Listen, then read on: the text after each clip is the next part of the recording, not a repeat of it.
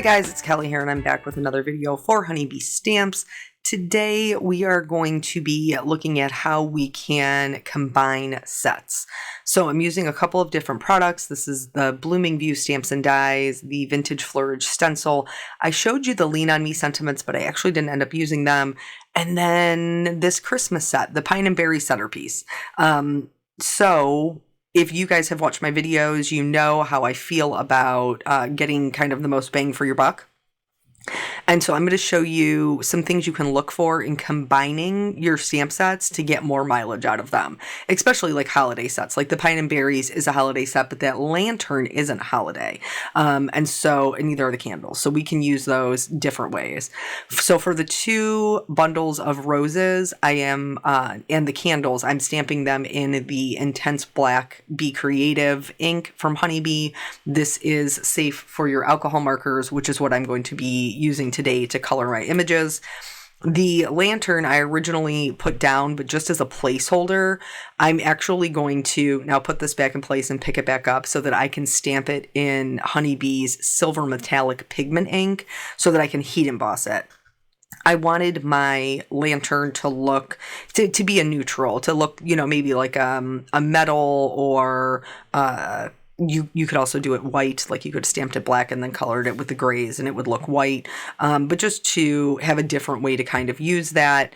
So I did treat with my anti-static tool, stamped it. I like to stamp my images when I'm heat embossing twice without putting too much pressure on, just kind of lightly like kissing the paper, if you will. And doing it twice ensures that I get really good ink coverage. And then I also pour my embossing powder on twice. This is silver as well. And then I'm just going to heat set this until it's smooth. And then we are going to do the background before we move on to the coloring. So with the background, that Vintage Flourish stencil it just is such a great like kind of wallpaper. And since I love to do scene cards, I have used it quite a bit. Like I'm just very drawn to it. Plus it's just like a good general pattern. But another one, like if you're not a stenciler and you would prefer to stamp, the Vintage Flora stamp is beautiful and would make a great background for this as well. And then you would just stamp it in the same colors that you're ink blending. I do not ink blend this fast. I have sped this up quite a bit so I could keep in the majority of the coloring. And I'm just doing kind of like a bluish teal background. I knew that I was going to do my roses in yellows, and I thought the blue like teal color would be very complementary. So I'm doing it in what I call like a halo, leaving the center lightest and working out to my darkest color on the very edges and then back in toward my lightest. I always find with ink blending that I get the best result when I do it twice. So this is typically how I do this. If you want to save yourself a little bit of ink and a little bit of time, you could start with a lighter blue cardstock and then add the ink blending on top of it. I almost always start with white. That's just how I roll. And then my darkest color is black, but it's not really going to look like true black. It's just going to end up looking like a very dark teal on the edges. And the reason that we're doing the halo is because we have these candles in the centerpiece. And so it's going to not only bring in the focal point into the center, it's also going to give the appearance of it being lighter and the candles kind of casting light from inside the lantern. Now, in real life, please don't light candles inside your lantern with fake flowers. That's a safety hazard. It's totally not safe. Please don't do that. But since we're just working with paper here, it's totally fine. We can do that. So once I have my background and I'm happy with it, this is my sticky mat from my Alta New stamp wheel. I'm going to pull that out to hold my stencil in place. And then we're going to do the same colors that we just did to create a tone on tone, kind of wallpaper. We want it to be something interesting in the background, but we don't want it to take over as the focal point. We want it to be, complementary, not competition. You know what I'm saying? So I went over it with the lightest color, and then I'm going to move to the darkest. So I'm going to go back to that black soot, and then I'm going to work my way in to that lightest color, because For the most part, honestly, like my mid-tone or my second mid-tone, which is Mermaid Lagoon, is kind of going to become my lightest color in this arena of putting the stencil down, just so that way I know that you're going to be able to see the pattern continuously, even though it is tone on tone. And I'm just much more light-handed with it when I go over the center. I don't pick up any more ink. I just kind of pull what's sitting on top of the stencil, and then this is the way that it looks. Love the way the background came out. Now on to the coloring.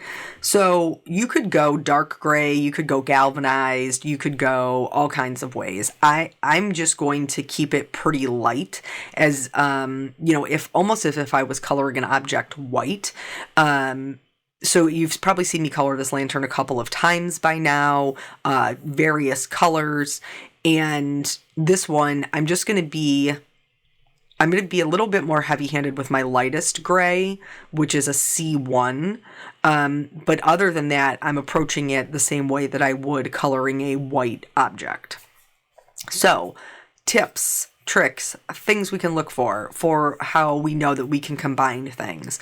The biggest thing, the number one thing you need to look for when figuring out if you can combine things together is what we call scale. And that is the size of things in comparison to others. So in this particular combination, I knew that this would work because I've drawn them both.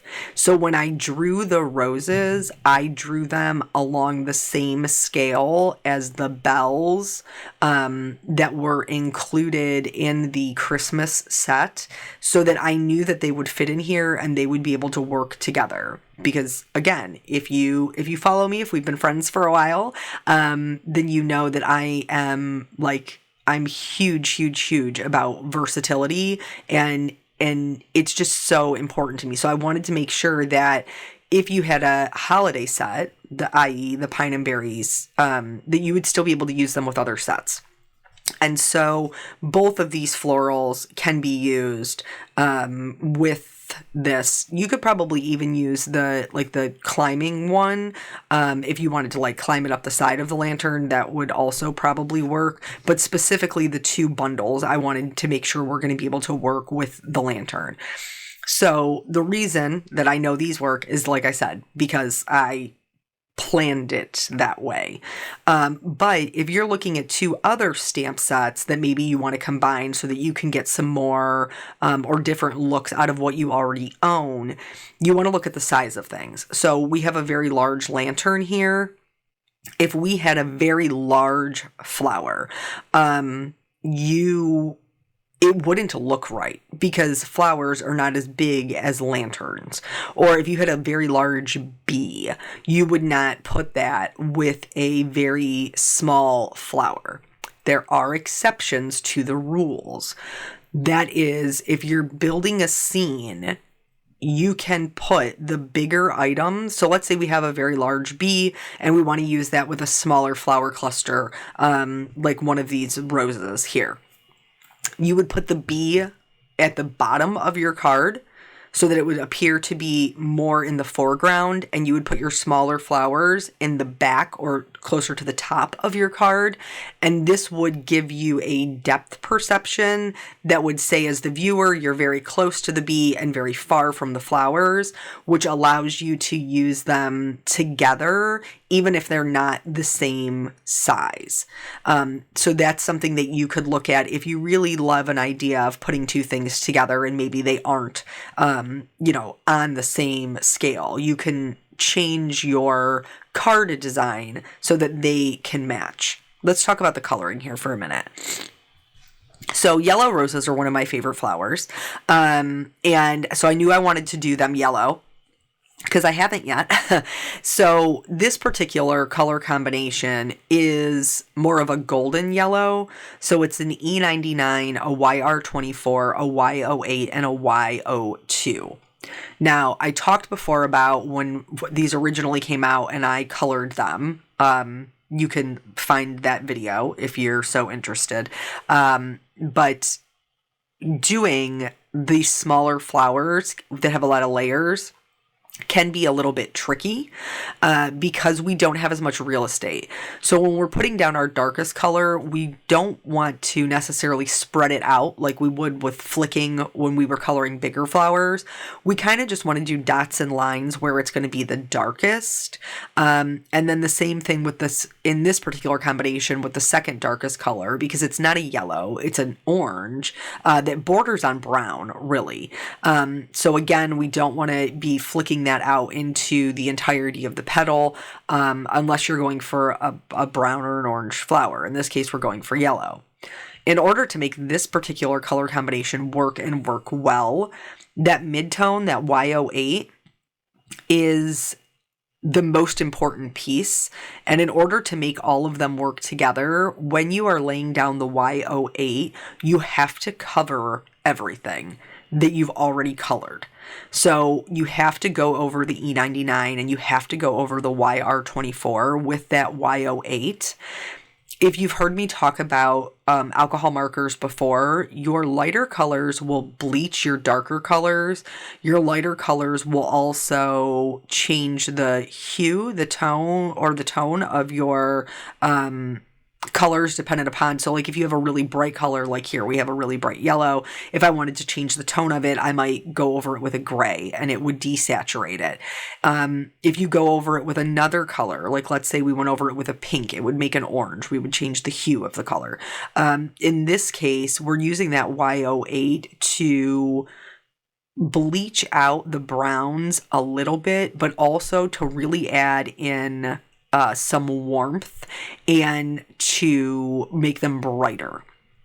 So that is this, if you choose to color with this particular combination, that's how you need to do it to make it work. But play around with the colors that you have. Y08 it's actually called acid yellow. But like a Y15 is pretty close to that. So just play around with what you have to see what kind of combination that you can get with what you already own. For the leaves, I didn't want to pull out a huge amount of greens, but I wanted the traveling leaves to be a little bit darker or a little bit lighter than the darker large rose leaves. And then also I colored them differently. So here you can see when I went in with my darkest color, I did add little flicks that are kind of in from the like serrated edges, like those little wobbly edges. That's just how rose leaves grow. And so in order to play that up and add some texture, we just add in those little flicks of color. And then this combination only actually has 3 colors. And then we're going to switch up for the lighter ones. We're going to drop that, what was it, a G28 or 29. They're basically the same color, so honestly, I can't remember which.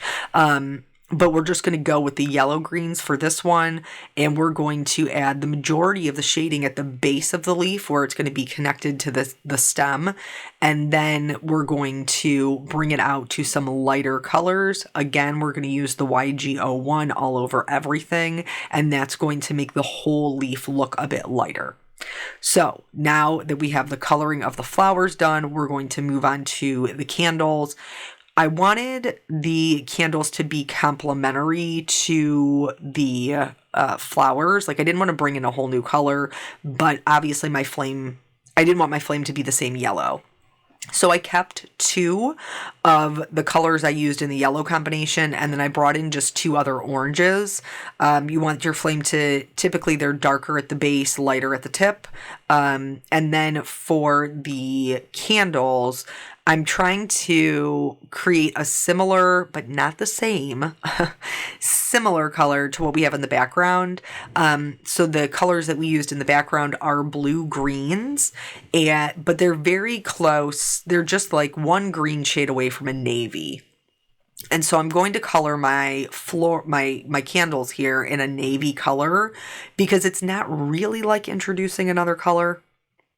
But in order to make them dark enough, you did see I started with a C9 because again, we're using the, like that glazing, putting one color over top of another.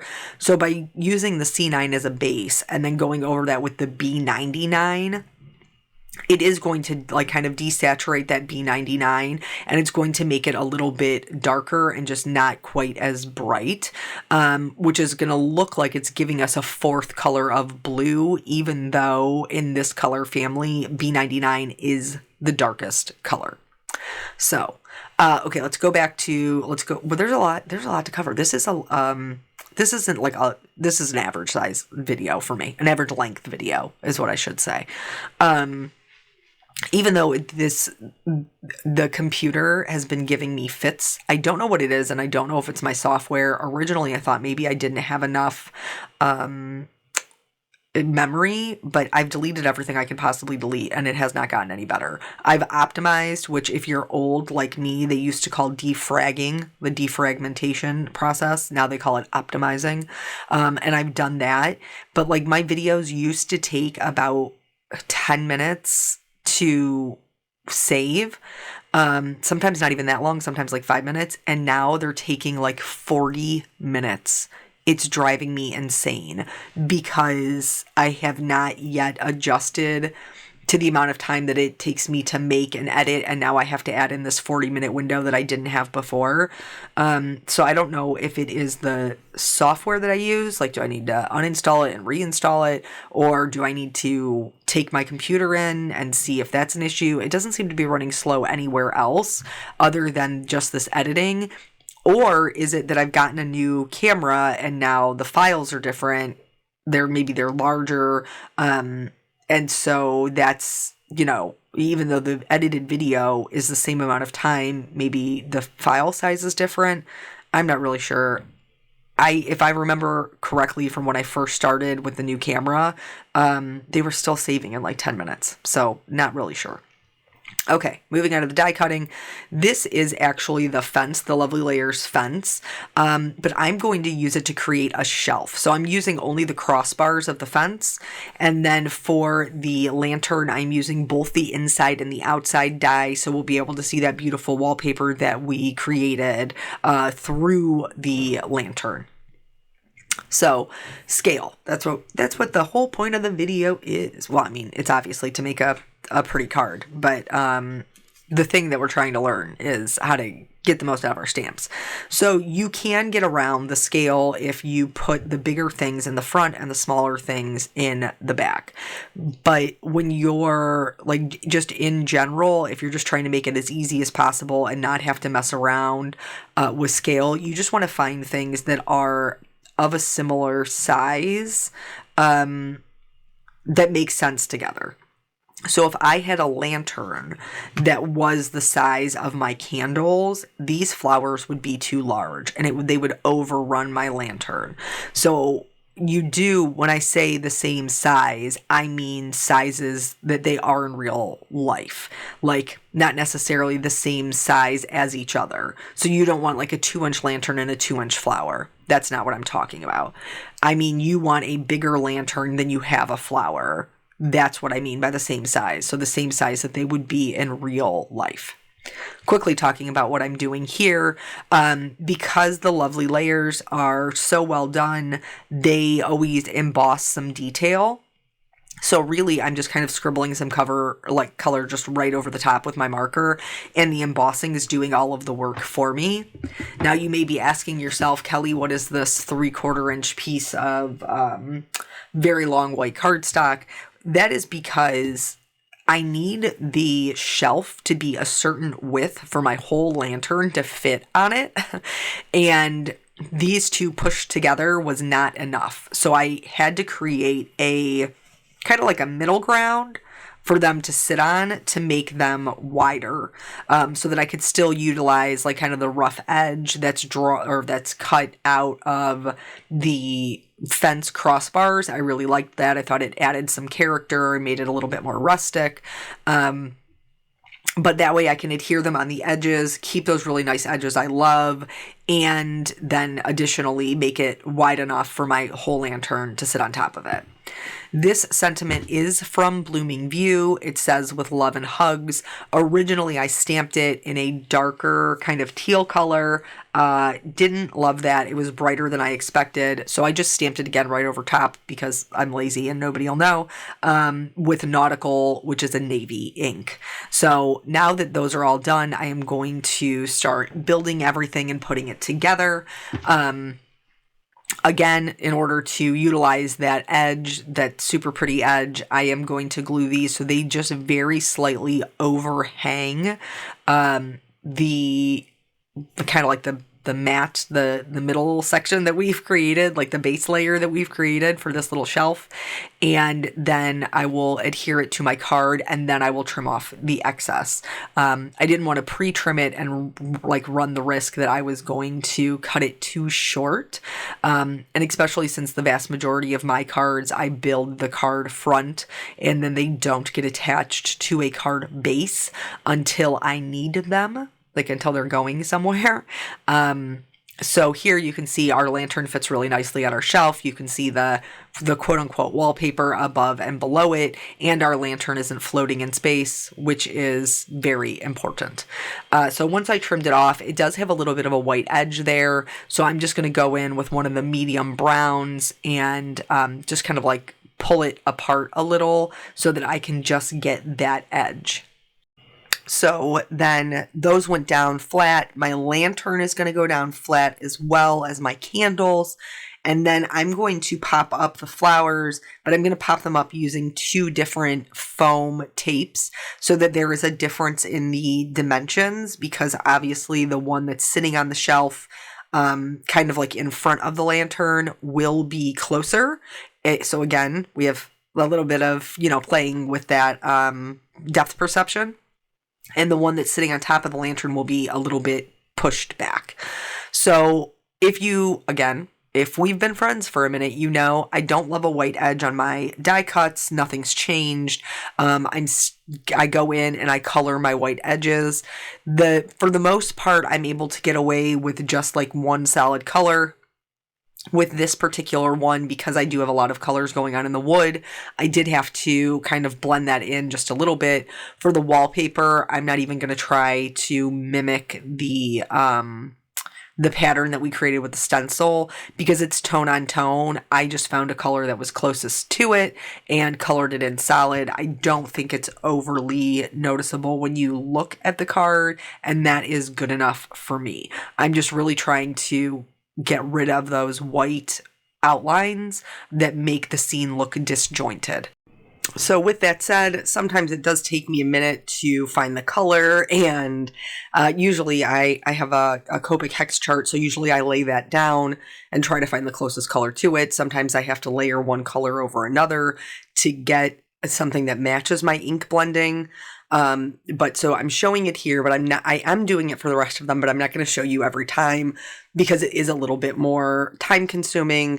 If finding those color matches are something that you're super interested in, I can maybe put together a video to show you, how I do that. Like if I don't have the perfect color, how I can come up with a match despite that. So here's where I was talking about, just like laying everything out, realizing, okay, my candles need to be flat because they're inside the lantern. So they're going to be just as flat as my lantern is. And then there's 2 types of foam tape that I'm going to be using. They're both by Honeybee and they're both round. One is 1/4 of an inch thick, which is the smaller ones. Those are going to go on the floral that sits in the front. And then the other one is about 1/8 of an inch thick, and those are much larger. And I will use those on the back floral as well as the sentiment, because the sentiment will lay on top of that. I really like both of them. They work, excellent. Plus they have those little pull tabbies, which make it so easy to pull the backer off, and I love that.